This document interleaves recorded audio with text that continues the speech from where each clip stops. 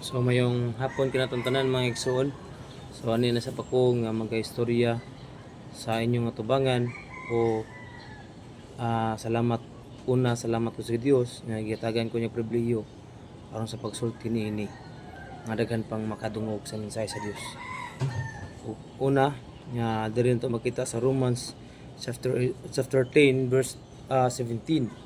Ang pulong sa Ginoo nag-ingon, then faith comes by hearing, and hearing by the word of God, no? Ingon diha nga ang imong pagtuo nagikan sa pagpaminaw, no? Kung naminaw ka og bugal-bugalon, naminaw jud ka, no? Mo na musud sa imong kasing-kasing kanunay nga ang imuhang madunggan puros lang bugal-bugal, puros lang binuang, no? So mas kung ikaw naminaw ka sa pulong sa Dios nga nagingon dia faith, no? Ang imong pagtuo, no? Ang imong pagtuo nagikan sa pagpamati, no? Ang imong pagtuo sa diha nakadungog ka, sa diha niturok ang imong pagtuo, naminaw ka sa pulong sa Dios. Ug nagingon diha nga by hearing, and hearing by the word of God, no? Nagingon diha nga hearing, paminaw sa pulong sa Dios. So mo ni ang gusto sa Ginoo nga kinahanglan nga kitang tanan gusto sa Dios nga ikaw, ako, kitang tanan maminaw ka sa pulong sa Ginoo. Ug pasaka ta sa gamay sa chapter 14, how then shall they call on him in whom they have not believed, and how shall not believe in him of whom they have not heard, and how shall they hear without a preacher, no? Preach, no? So nagingon diha apan unsaon man pagsampit, no? Kaniya kun wala sila motuo, no? So naadaghan nituo bisan batang gamay nituo sa Dios, pero pagka nato nga mga dagko mga igsoon igo lang gyud ta motuo, no? Ug nagingon diha nga unsaon man nila pag sampit ni Ginoong Hesukristo kung wala sila motuo, no? Og nag-ingon dira ug unsaon man nila pagtuo kung wala sila makadungog sa mensahe, no? Kinahanglan gyud mga igsoon nga i-share gyud nato ang pulong sa Dios, no? O muna nga Christian man ka or dili Christian, no? Basta kinahanglan gyud nga musangyaw ka sa pulong sa Ginoo.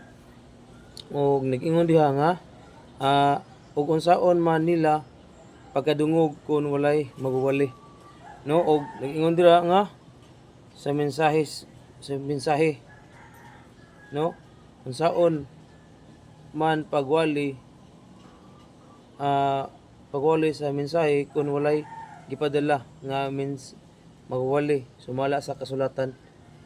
Pagkatahom sa mga tiil niadtong nagwali sa maayong balita, no? So muna nga naagid ditay ipadala, naagid tay naatay mga tao nga tudluan aron lang musangyaw sa pulong sa Ginoo. Nga nag-ingon diha nga pagkatahom sa mga tiil, no?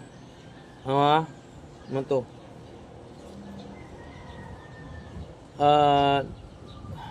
Hugdang. Pagkatahom sa mga tiil ni adtong nagwali sa maayong balita, no? Nganong lindot, no? Ang mga tiil nga ikaw, ako nga nagsangyaw sa pulong sa Ginoo. Ug nag-ingon dira nga apan wala modawat ang tanan sa maayong balita.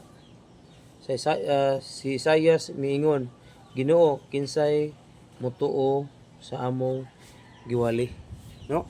Si Isaias nagingon nga kinsa may motuo sa among giwali. So nag-ingon diha, so kung dili ka muwali mga igsoon, bisan pag di gyud na sila motuo kung ikaw mo dili ka muwali, pero once nga muwali ka sa pulong sa Ginoo, sa dihang makadungog na sila sa pulong sa Dios, muturok to siya. Sama sa example, sama sa liso sa kanang bayabas, no? Kanang bayabas mga igsoon, pati gyud ang gamaya. Pero kung imo na siyang iturok, no? Imo na siyang itanom ang liso sa bayabas. Wala ka kibaw na mga ants dito sila, na mga wati dito sila, no, na imong kaon sa liso. Pero sa dihang muturok na siya mga igsoon, muturok na siya, no? Humunga na ang bayabas. So sama nato sa dihang ikaw na makadungog ka sa mensahe sa Dios, mamunga jud ka. Gusto sa Ginoo nga mamunga jud ka, nga dili ka mahimong bonsai. Og nag-ingon diri nga busa ang pagtuo nagikan sa pamati. Ang imong pagtuo mga igsoon, ang imong pagtuo nga sa diha nakadungog ka sa pulong sa Ginoo, no, diha nagikan sa imong pagpaminaw. So nag-ingon dira nga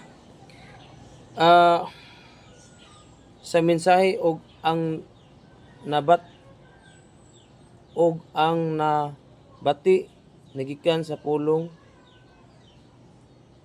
ni Kristo, no?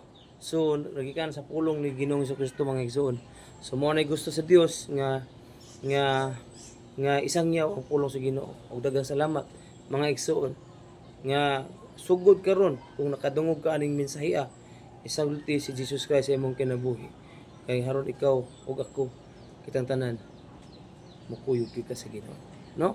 Walay maadtog impierno mga igsoon. Pero ang atong pagkinabuhi og dili jud ka maminaw sa pulong sa Dios, naara gyud na nimo mga igsoon. Og dili lang kutob, daghang salamat. May hapon kanatong tanan. God bless you all.